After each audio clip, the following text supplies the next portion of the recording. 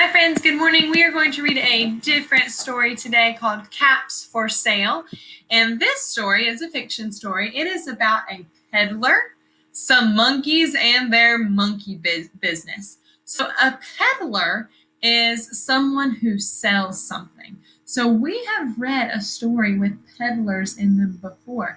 Think about the three little pigs when they were building their houses. They came across some peddlers. What were those peddlers selling? So we've read about peddlers before, and we're going to see what this peddler is selling, and he has a problem that he encounters in the story. So usually fiction stories are going to have a problem, and they're going to have a solution. And so as we're reading, I want you to see if you can figure out what the problem is and how he solves the problem. So Caps for Sale is written and illustrated by Esther Slobodkina. Sorry, working on that. Esther Slobodkina, and she is the author, so she wrote the words, and she's the illustrator. So she wrote the words and drew the pictures, which is super cool. So let's read about Caps for Sale. Be thinking about the problem and the solution, okay? And thank you to HarperCollins for giving us permission to read this story together. Caps for Sale. Once there was a peddler who sold caps. What's a cap? It's a hat. Good job. But he was not like an ordinary peddler carrying his wares on his back. Wares are the things that you would like to sell. He carried them on top of his head. So let's talk about the word ordinary. So ordinary means doing things in the usual way. So the story says that he was not an ordinary peddler. What clues do the story give us to tell us that he is not an ordinary peddler? What is different about him?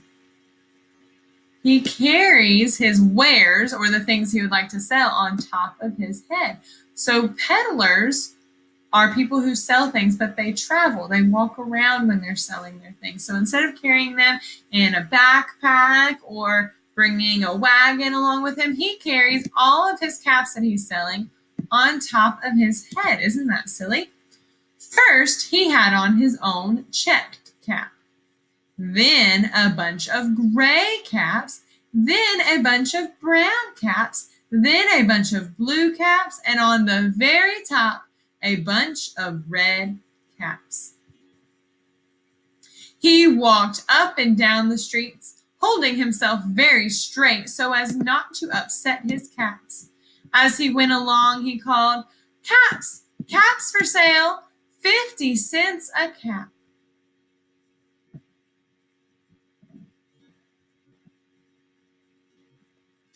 One morning, he couldn't sell any caps. He walked up the street and he walked down the street calling, "Caps! Caps for sale! 50 cents a cap!" But nobody wanted any caps that morning. Nobody wanted even a red cap. He began to feel very hungry, but he had no money for lunch. "I think I'll go for a walk in the country," said he, and he walked out of town, slowly, so as not to upset his caps. So no one wanted to buy any of his caps that day. He walked for a long time until he came to a great big tree.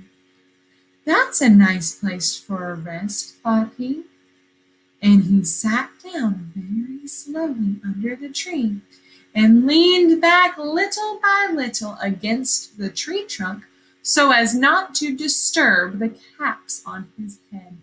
So the word disturb here, let's see if we can use clues if they try to figure out what the word disturbs means. So he sat down very slowly and leaned back little by little. So it sounds like this means he was being very careful. So he was being careful because he didn't want to disturb the caps on his head. So do you think that it's easy to balance all of those caps? I don't think so. I don't think I would be able to do that. So what do we think disturb means? He doesn't want to disturb the caps. So he doesn't want to mess up the caps on his head, to mess up or to upset them. So he didn't want to bother them or mess them up. So the word disturb means to mess up or to bother them. So he did not want them to move off of his head. Then he put up his hand to feel if they were straight. First his own checked cap, then the gray caps, then the brown caps, then the blue caps, then the red caps on the very top. They were all there, so he went to sleep. He slept for a long time. When he woke up, he was refreshed and rested. So the word refreshed means feeling new. So when you wake up in the morning, you feel like it's a new day. You're not tired. So he was feeling refreshed and rested when he woke up. But look at the picture. What do you notice? I think he might be missing something. But before standing up, he felt with his hand to make sure his caps were in the right place. All he felt was his own checked cap. He looked to the right of him. No caps. He looked to the left of him. No caps. He looked in back of him. No caps. He looked behind the tree. No caps. Then he looked up into the tree.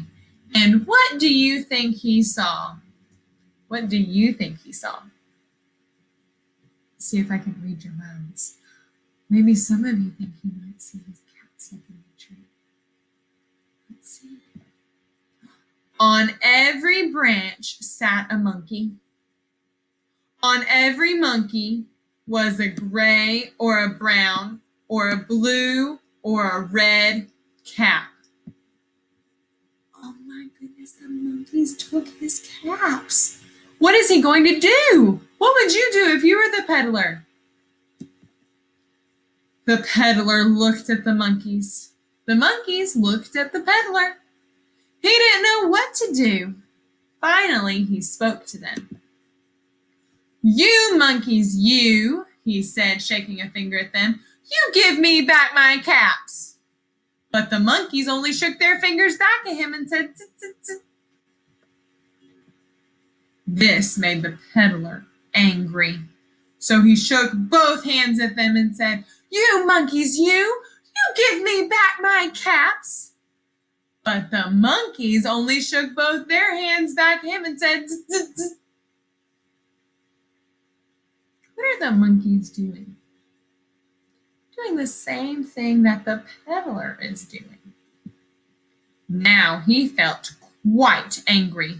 He stamped his foot and he said, you monkeys, you better give me back my caps.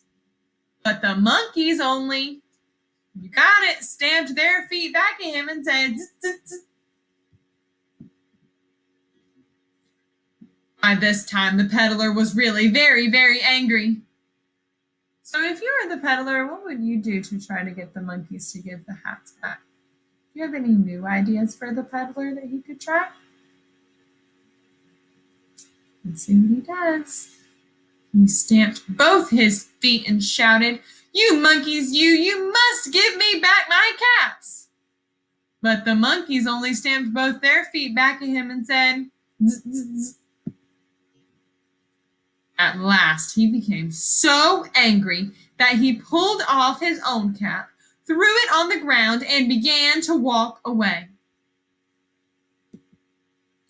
But then each monkey pulled off his cap. And all the gray caps and all the brown caps and all the blue caps and all the red caps came flying down out of the tree. Why did the monkeys do that? They were doing something called imitating. So if you imitate, that means you do the same thing that someone else is doing. So that word is imitate. So if you were imitating, that means that you were doing the same thing. So when we play Simon Says during morning meeting, or when we play Miss Kay Says during morning meeting, you are imitating the things that I'm doing. So the things that I do, you do that. So I want you to practice imitating me like the monkeys. Here we go.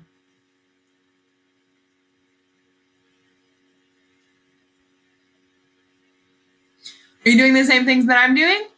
Then you are imitating. So if you imitate, you do the same thing as someone else. So all along, the monkeys were doing the same thing that the peddler was doing. If he shook his finger, they shook their finger. So finally, when he threw his hat down, they threw all of their hats down too. Let's see what the peddler does. So the peddler picked up his caps and put them back on his head. First his own checked cap, then the gray caps, then the brown caps, then the blue caps, then the red caps on the very top. And slowly, slowly he walked back to town calling, "Caps, caps for sale, 50 cents a cap." So what was the big problem in caps for sale? And what was the solution to the problem? So while you're thinking about the problem and the solution, we are going to sing a song about it, and I'm going to post this song next to the camera on next to this video on Google Sites, so you'll be able to sing along too, but I'll sing it to you for now. It's called Problem and Solution, and it's to the tune If You're Happy and You Know It, and we've sang this song once or twice before.